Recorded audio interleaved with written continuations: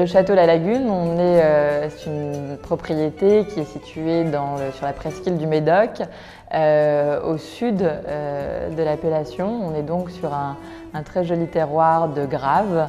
Le grave et plus en sous-sol des sables. Donc, ce sont des sols qui sont assez chauds, assez drainants. On a bien sûr ces jolies croupes qui font la typicité du Médoc. Et sur le haut de ces croupes, plus on monte, plus on va trouver des cailloux, des cailloux assez blancs d'ailleurs. Ces croupes de grave sont particulièrement propices au Cabernet Sauvignon. Le bas des croupes, on y retrouve plutôt les merlots. Et puis à la Lagune, on a un cépage qu'on aime bien, qui est le petit verre d'eau, et qui historiquement a toujours été assez présent dans les assemblages. Et on continue à en mettre entre 8 et 10%.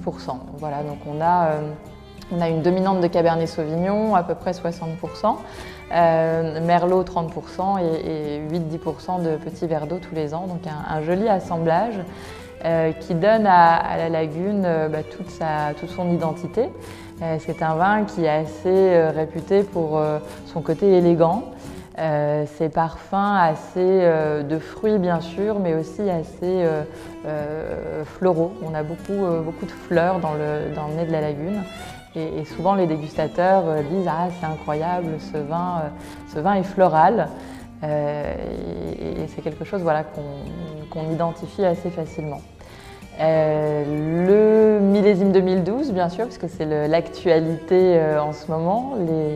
Les dégustateurs du monde entier se retrouvent à Bordeaux pour tester ce nouveau millésime. C'est un millésime qui a été assez étonnant pendant l'année. On a dû faire face à des situations climatiques assez inhabituelles parce que les réserves hydriques étaient assez basses et puis finalement on a aussi eu de la pluie.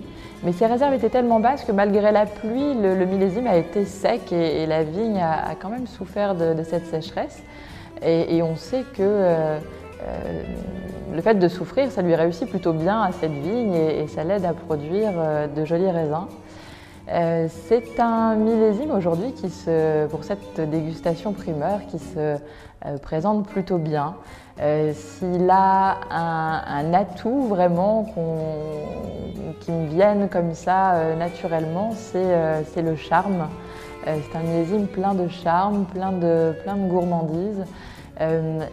La structure tannique n'est pas, quand on goûte le vin, on n'a pas cette sensation de vin très tannique.